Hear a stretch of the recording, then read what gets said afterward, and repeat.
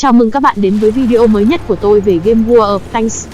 Trong thế giới của các chiếc xe tăng, cấp 10 là cấp độ cao nhất và đòi hỏi sự chính xác và kỹ năng của người chơi. Với hàng chục loại xe tăng cấp 10 khác nhau trong World of Tanks, việc chọn lựa chiếc xe tăng phù hợp có thể là một thách thức đối với nhiều người chơi. Do đó, trong video này, tôi sẽ giới thiệu đến các bạn danh sách top 10 xe tăng cấp 10 tốt nhất trong World of Tanks, cùng với các thông tin quan trọng về khả năng chiến đấu và cách sử dụng mỗi loại xe tăng. Hãy cùng theo dõi và tìm hiểu những chiếc xe tăng cấp 10 này ngay sau đây. Lưu ý, các danh sách xe tăng tốt nhất trong World of Tanks có thể thay đổi theo thời gian và phiên bản của trò chơi. Dưới đây là danh sách 10 xe tăng cấp 10 tốt nhất. Top 1, Obzek-279E là xe tăng hạng nặng của Nga. Với sức bền và giáp mạnh mẽ, nó có thể chịu đựng các tấn công trực diện từ các phương tiện cung cấp. Obzek-279E là một trong những chiến binh mạnh mẽ và khó chịu nhất trong trò chơi World of Tanks. Được phát triển bởi Nga vào những năm 1950, xe tăng này được thiết kế để chịu đựng và tiêu diệt các đợt tấn công trực diện từ đối phương. Điểm nổi bật của Obzek-279E là giáp mạnh của nó. Xe tăng này được trang bị bộ giáp dày và được cố định theo hình dạng đặc biệt để làm tăng độ chống đạn và chịu đựng cho chiếc xe. Với giáp dày và đặc biệt, xe tăng này có thể chịu được các tấn công từ các loại pháo tự hành và pháo cỡ lớn của các đối thủ. Obzek-279E cũng được trang bị pháo chính với tốc độ bắn nhanh và sát thương cao. Ngoài ra, nó có tốc độ di chuyển khá nhanh đối với một xe tăng có giáp mạnh, giúp nó có thể di chuyển linh hoạt và định hình lại vị trí chiến đấu. Tuy nhiên, điểm yếu của Obzek-279E là vùng hai bên và đuôi xe không được bảo vệ tốt, khiến nó trở nên dễ bị tấn công từ phía sau. Ngoài ra, sự chậm chạp và khó di chuyển của xe tăng này cũng là một điểm yếu. Tóm lại, Obzek-279E là một trong những xe tăng mạnh mẽ nhất và khó chịu nhất trong trò chơi World of Tanks, với khả năng chịu đựng tốt và phá hủy các đối thủ nhanh chóng. Top 2, T-95FV420-1 Chieftain là xe tăng hạng nặng của Anh Quốc, có khả năng tiêu diệt các đối thủ với bộ vũ khí mạnh mẽ và đặc biệt là pháo tự hành 152mm.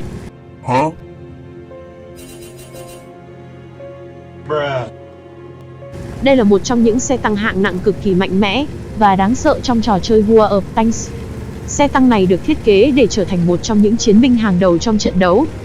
T-95FV420-1 Chieftain được trang bị bộ giáp dày và có tính chống đạn cao, đặc biệt là ở phần trước và cạnh xe. Điều này cho phép nó chịu đựng được các tấn công trực diện từ các loại pháo tự hành và pháo cỡ lớn của đối thủ. Nó cũng được trang bị pháo chính với sát thương lớn và tốc độ bắn nhanh, giúp nó phá hủy các đối thủ một cách nhanh chóng. Ngoài ra, xe tăng này còn được trang bị hệ thống treo và phanh tốt, giúp nó di chuyển linh hoạt trên mọi địa hình. Tuy nhiên, điểm yếu của T-95FV420-1 Chieftain là tốc độ di chuyển không phải cao nhất. Hơn nữa, giáp phía sau của xe tăng này cũng không được bảo vệ tốt, khiến nó dễ bị tấn công từ phía sau. Tóm lại, nó là một trong những xe tăng mạnh mẽ nhất và khó chịu nhất trong trò chơi World of Tanks, với khả năng chịu đựng tốt và phá hủy các đối thủ nhanh chóng.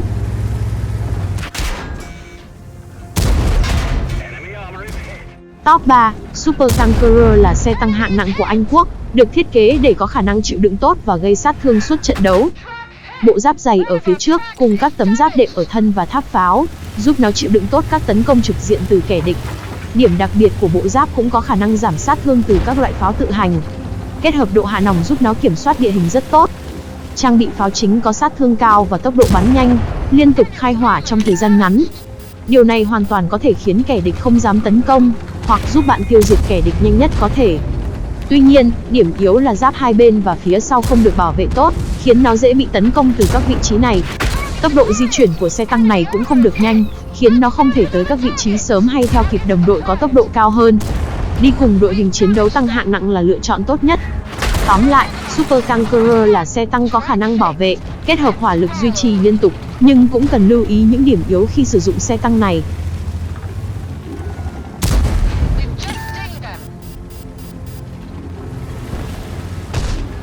Top 4, Obzek-907 là xe tăng hạng trung của Liên Xô, có khả năng di chuyển linh hoạt và lượng sát thương cao.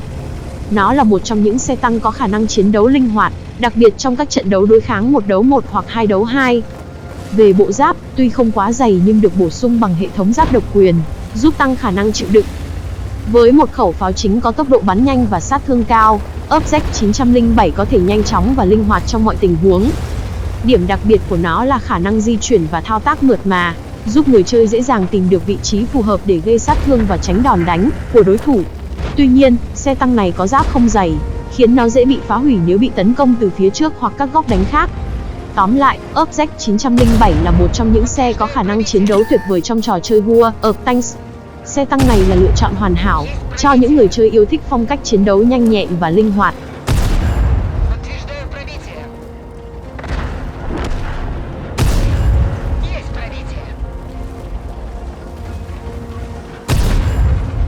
Top 5, T110E3 là pháo chống tăng của Mỹ. Nó được trang bị giáp chắc chắn và pháo chính lớn có khả năng tiêu diệt các mục tiêu trong một lần bắn. Đây là một trong những xe tăng hạng nặng hủy diệt của Mỹ. Với bộ giáp mạnh và khẩu pháo sát thương cao, nó có thể chiến đấu hiệu quả trong vai trò phòng ngự và tiêu diệt mục tiêu từ khoảng cách xa. Về bộ giáp, độ dày mặt trước cứng nhất trong trò chơi, giúp nó chống lại hầu hết các loại đạn từ pháo cỡ lớn nhất. Với khẩu pháo chính có sát thương cao và độ chính xác tốt, T110E3 có thể tiêu diệt mục tiêu từ khoảng cách xa một cách hiệu quả. Điểm yếu là tốc độ di chuyển chậm và khả năng chiến đấu tại chỗ không tốt. Nó cũng có thể dễ bị tấn công từ phía bên và đằng sau vì lớp giáp không được cải thiện. Tóm lại, T110E3 là một trong những xe tăng hạng nặng phòng thủ mạnh mẽ nhất trong trò chơi War of Tanks. Với bộ giáp dày và cứng nhất trong trò chơi, khẩu pháo chính sát thương cao và hệ thống treo tốt, xe tăng này là lựa chọn hoàn hảo cho những người chơi muốn giữ và bảo vệ vị trí của mình. Top 6, Object 260 là xe tăng hạng nặng của Liên Xô, một trong những xe tăng cấp 10 hiếm và khó sở hữu nhất trong game War of Tanks. Nó là phần thưởng cho những người chơi hoàn thành một loạt các thử thách khó khăn trong sự kiện nhiệm vụ cá nhân hay chiến dịch. Về cơ bản, Object 260 có vẻ ngoài rất mạnh mẽ và đáng sợ, với một thân xe dày và khối lượng nặng. Điều này khiến cho xe tăng khó bị phá hủy và có khả năng chống đỡ được nhiều loại đạn pháo và tấn công từ kẻ địch. Được trang bị một khẩu pháo chính mạnh mẽ với tầm bắn xa và sức công phá lớn, cho phép tạo ra sát thương đáng kể đến kẻ địch trong một lần bắn. Tuy nhiên, nó có nhược điểm là khá chậm trong việc xoay xe. Điều này có thể khiến cho nó trở thành mục tiêu dễ bị tấn công và không thoát khỏi các tình huống bất ngờ. Tóm lại, Object 260 là một trong những xe tăng cấp 10 tốt nhất khi được điều khiển bởi những người chơi kinh nghiệm và tận dụng tối đa các ưu điểm của nó. Top 7, EBR-105 là một xe tăng bọc thép có khả năng di chuyển nhanh chóng, giúp nó tấn công và phá hủy các đối thủ bất ngờ. Đây là một loại xe tăng gián điệp, light tank trong game War of Tanks, có tốc độ cao nhất trong trò chơi, với khả năng di chuyển nhanh và linh hoạt trên bất kỳ loại địa hình nào. Khung gầm nhỏ gọn và hình dáng tương đối thấp, EBR-105 có thể di chuyển trên các địa hình hiểm trở và chỗ hẹp một cách dễ dàng, cũng như đẩy nhanh tốc độ của mình để vượt qua đường trơn trượt hoặc tránh đạn. Nó được trang bị với khẩu súng có độ chính xác tốt trong khi di chuyển. EBR-105 cũng có khả năng phát hiện được các đối tượng và chốt chặn của địch một cách nhanh nhất. Tuy nhiên, khả năng phòng thủ yếu với lớp giáp mỏng và không có chịu đạn tốt. Nó cũng không có sức mạnh phá hủy mạnh mẽ, vì vậy người chơi thường sử dụng EBR-105 là một xe tăng gián điệp và di chuyển nhanh chóng để thu thập thông tin và xác định vị trí của đối thủ. Top 8, AMX-50B là xe tăng hạng nặng của Pháp, được trang bị một pháo chính mạnh mẽ và có khả năng di chuyển nhanh chóng. Xe tăng này có thân được thiết kế dài hơn so với các xe tăng hạng nặng khác. Điều này cho phép nó có thể mang được khẩu pháo có sức công phá lớn hơn. Về đặc tính chiến đấu, nó có tốc độ di chuyển khá nhanh và linh hoạt trên mọi địa hình. Vũ khí chính là một khẩu 120mm có thể gây sát thương lớn đối với các xe tăng và phương tiện khác. AMX-50B có thể nhanh chóng tiêu diệt các mục tiêu trong trận chiến. Tuy nhiên, điểm yếu là sức chịu đựng của nó không quá tốt, vì vậy việc đối đầu với nhiều mục tiêu địch cùng lúc có thể gây khó khăn. Ngoài ra, độ chính xác của khẩu pháo cũng không phải là tốt nhất trong số các xe tăng hạng nặng. Tóm lại, AMX-50B là một trong những xe tăng hạng nặng Pháp mạnh mẽ và linh hoạt trong game War of Tanks, có khả năng tiêu diệt nhanh chóng các mục tiêu địch với khẩu pháo có sức công phá lớn. Top 9, Leopard 1 là tăng hạng trung của quân đội Đức. Với tốc độ di chuyển cao và khả năng bắn từ xa, nó là một trong những chiến binh được yêu thích của người chơi. Với khẩu pháo chính 105mm độ chính xác cao và thời gian nạp đạn tốt, tốc độ di chuyển cực nhanh với tăng hạng trung, làm nó trở nên cực kỳ nguy hiểm trong tay những người chơi có kỹ năng và kinh nghiệm. Tuy nhiên cũng có một số điểm yếu. Với bộ giáp mỏng và không có khả năng chống đạn tốt, dễ bị tiêu diệt nếu không được điều khiển cẩn thận.